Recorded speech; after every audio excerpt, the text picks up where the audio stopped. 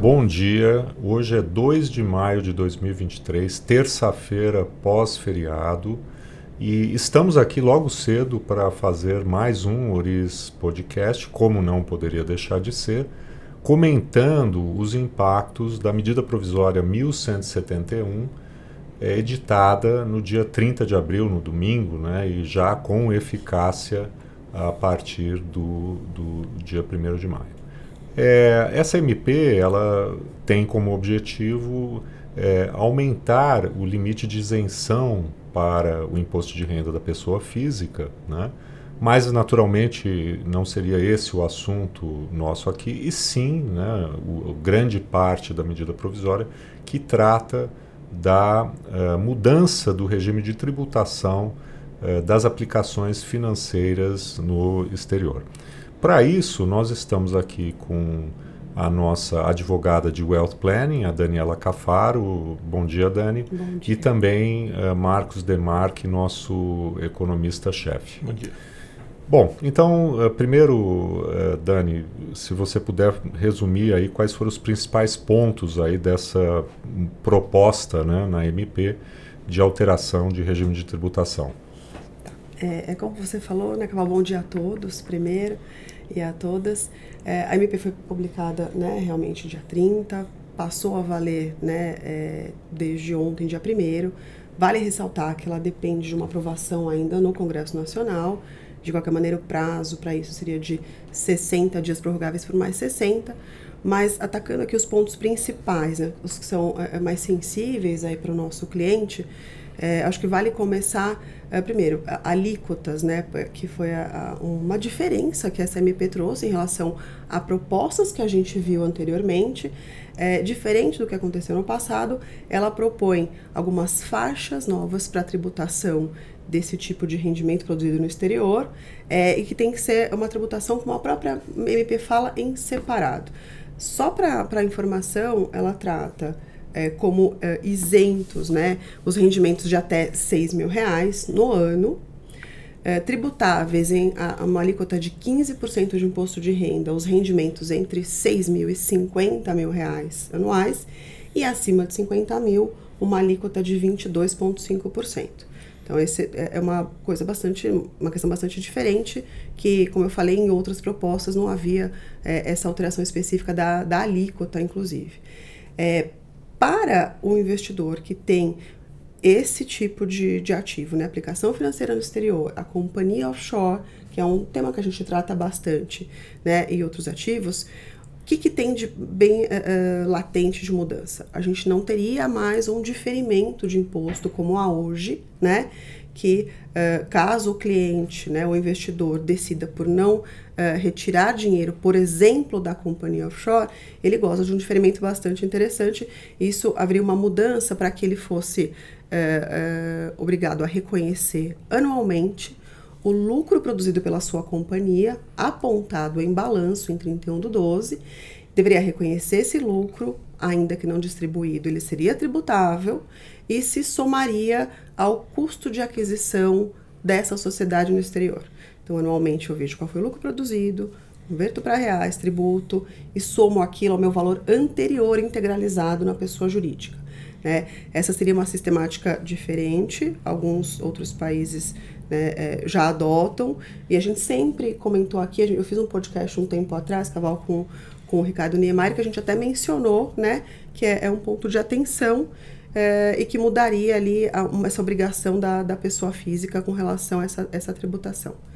É importante falar que tem um ponto dessa MP que é muito interessante, da possibilidade de tributação a 10% de imposto de renda do, entre aspas, aqui, estoque. Então, clientes que já têm uma estrutura de companhia, aqui no nosso exemplo, já há mais tempo, poderiam verificar qual a diferença do custo de aquisição informado em seu IR versus o que consta em balanço em 31/12 de 22, tá? E esse valor de mercado menos custo de aquisição, essa seria a base de cálculo para a aplicação dos 10%. Essa diferença seria tributada a 10% e eu teria, digamos, um valor atualizado da minha empresa no exterior. É um ponto interessante a ser acompanhado. Só para informação também, que é uma estrutura um pouco menos utilizada por ser adequada para casos muito específicos, mas a MP traz também especificações ali, elenca algumas regrinhas sobre trust, que no final das contas, acho que o que vai importante a gente dizer é que a estrutura de trust seria transparente e que os ativos detidos, ainda que já após a instituição de um trust, né, tivessem sido conferidos a um trustee, seriam considerados de titularidade do settlor, que é o dono original, né, do ativo, e estariam sujeitas às mesmas regras que essa pessoa física se enquadrasse na nova MP. Eu acho que, no geral, assim, pontos principais são isso. Tem algumas questões também de revogação, de isenção, de tributação de variação cambial de investimento feito originariamente em moeda estrangeira. Tem uma outra questão de não haver, né, mais isenção na venda de um ativo adquirido durante o período de não residência no exterior. Algumas coisas que, como eu falei, é importante que a gente detalhe no caso a caso, né, para enquadrar realmente qual é o impacto para cada família e para cada cliente. Bom, e acho que também, antes vamos entrar mais especificamente nesses pontos, acho que é importante entender que a construção dessa medida provisória, ela segue aquilo que a lei de responsabilidade requer. Como o governo, de um lado, né, ele está aumentando o limite de isenção para a pessoa física, perdendo a arrecadação, ele precisa, né, apresentar também medidas de compensação, né, que no caso seria exatamente a alteração da tributação do investimento no exterior.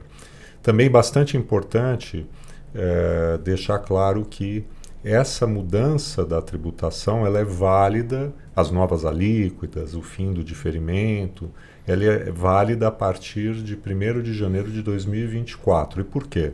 Porque o imposto de renda, quando elevado, né, ele cai no princípio da anualidade, o que significa que você só poderá majorá-lo, né, no exercício fiscal ano, né, posterior, no caso 2024, que é a ideia de você fazer com que o contribuinte possa se preparar para essa elevação de imposto. Então, esse acho que é um ponto bastante crítico e importante para todos e nossos clientes, que não é necessário tomar de imediato nenhuma decisão. A tributação vai ser alterada a partir de 1º de janeiro de 2024. Agora, também queria, Marcos, que você comentasse um pouco, né, o pano de fundo, né? Tem o lado formal, legal, mas o pano de fundo, o quadro aí, né, de gestão de política econômica, onde se insere, né, essa medida provisória. Pois é, acho que vale um breve comentário aqui para contextualizar isso, que é a seguinte lógica, né? A gente está vendo aí já há algumas semanas a discussão em torno do arcabouço fiscal, que ele foi apresentado, né? E a gente reiteradamente tem colocado que, na verdade, é uma regra de gasto, né? E por que isso? Porque existe um compromisso meio mais jogado, entre aspas, ali sobre de onde viriam as receitas, né? E o que a gente está vendo é um movimento no sentido de tentar buscar em várias frentes, né, mais receitas, né, para custear a expansão fiscal que a gente vai observar durante essa gestão, né? Só lembrando, né, a regra fiscal, a regra de gasto, né, como eu tenho dito, né, prevê que o gasto público sobe entre 0,6% e 2,5%, né, mais a inflação do período todo ano, né?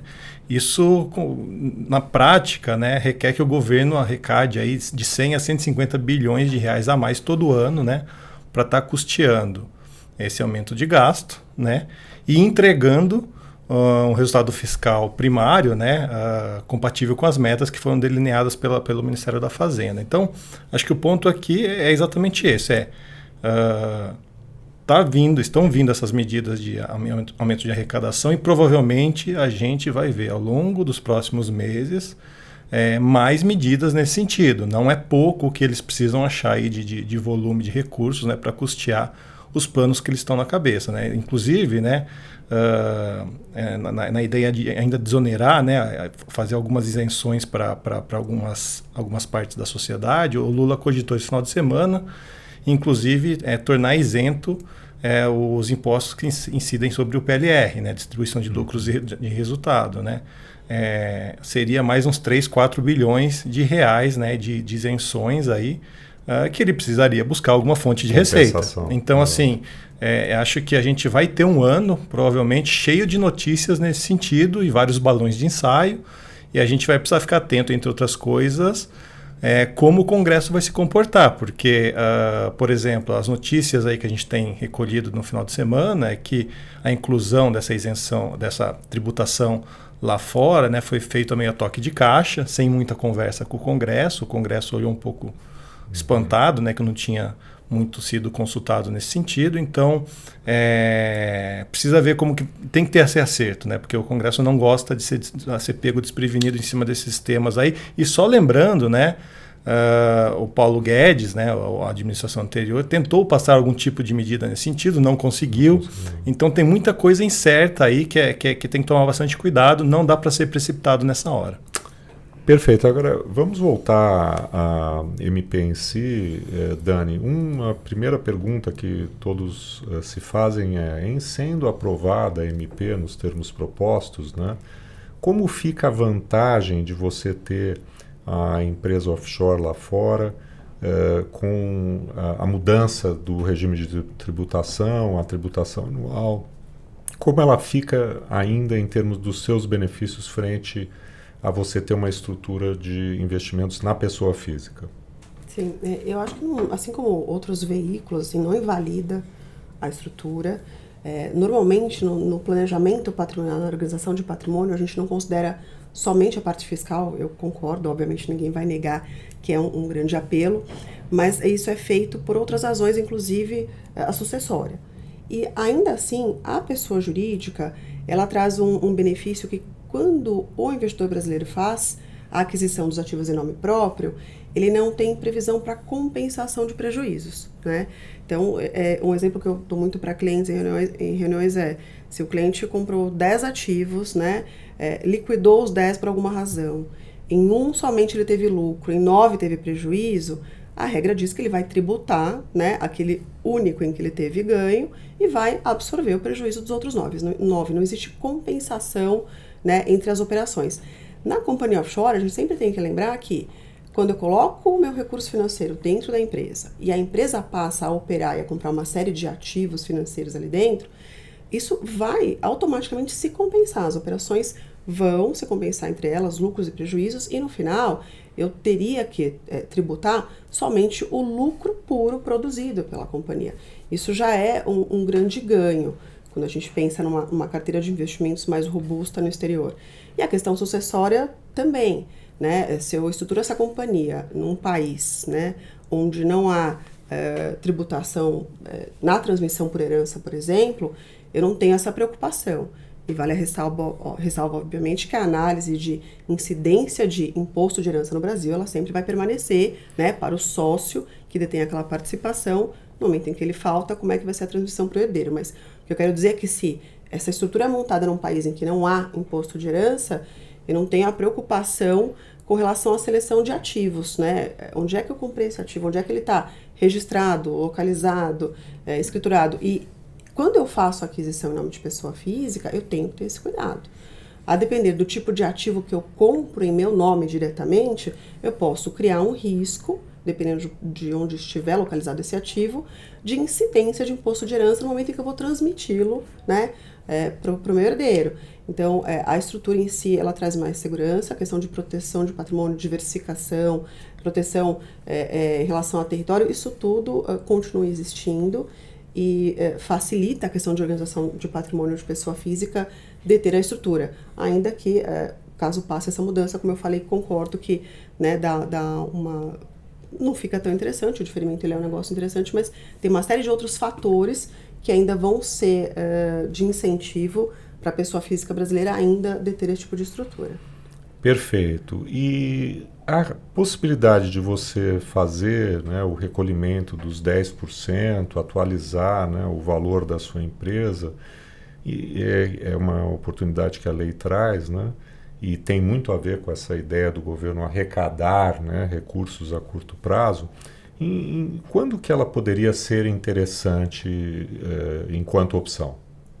Eu acho que vale sempre, né, uma continha, digamos, o contribuinte fazer uma lição de casa e verificar, porque se a gente considerar a regra atual, que diz que eu sou tributada quando eu distribuo dividendos a 27,5%, e se eu tenho uma estrutura no exterior há bastante tempo e tenho essa opção, como você bem falou, é uma opção que a MP traz. Eu posso escolher atualizar essa empresa, no nosso exemplo, a valor de mercado, pagando somente 10% com relação à diferença desse valor para o meu custo de aquisição, pode ser interessante, né? Para quem quiser já atualizar, antecipar esse imposto numa alíquota né, de 10%, que é baixa em comparação aos 27,5% que seriam para dividendo.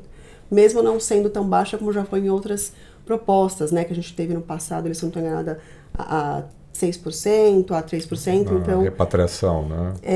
Até nas próprias MPs que no passado tentaram também propor essa alteração de tributação de estruturas offshore, e na época da reforma tributária tinha uma alíquota ainda mais atrativa do que esses 10%. De qualquer maneira, eu acho que vale, como eu falei, uma lição de casa, porque pode ser uma opção interessante.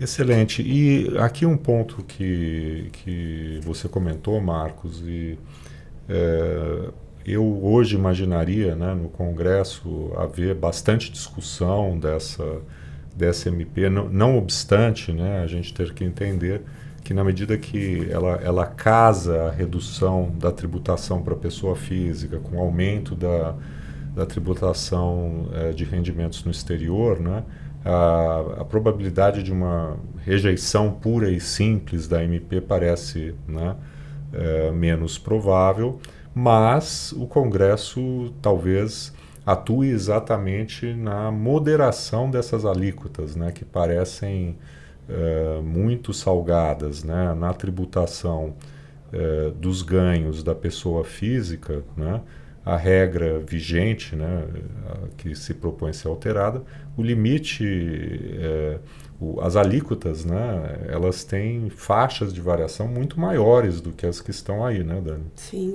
se a gente for comparar, numa visão, né, como eu falei, muito simplista, mas o ganho de capital, hoje, mesmo com as faixas de tributação que existem, para ser tributado a 22,5% de imposto de renda, o ganho tem que ser superior a 30 milhões de reais, né, numa operação aqui no Brasil. E se a gente considerar o que veio nessa MP, a partir de 50 mil reais no ano, eu já sou enquadrado em 22,5%. Só deixando claro, uma coisa totalmente desproporcional, né? Um limite que era de 30 milhões de reais passa a ser 50 mil reais. Né? Quer dizer, uma mudança, né, bastante drástica. Muito expressiva. Tem mais um ponto a comentar? Não, eu acho que com relação a essa discussão é isso. A gente lembra sempre que a análise caso a caso ela é muitíssimo importante. A gente está certamente à disposição de todos os clientes para conversar, né? E entender um pouquinho melhor. Algumas coisas ainda vão ter com certeza discussão, tem uma questão de compensação de prejuízos, né? Caso esse regime de fato fosse aceito, aprovado. Tem uma previsão também para compensação de prejuízo na pessoa jurídica offshore que a gente precisa detalhar.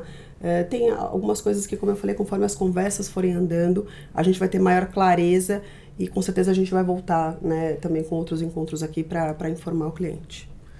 Perfeito. Então, ficamos por aqui. Agradecemos a todas e todos aí pela audiência e voltaremos, né, tão logo tenhamos mais informações para esclarecer os efeitos, né, da MP 1171 sobre a tributação no exterior e sempre querendo ajudar aí os nossos clientes a entender da melhor maneira possível um assunto que a gente sabe é sempre sensível e ninguém gosta, né?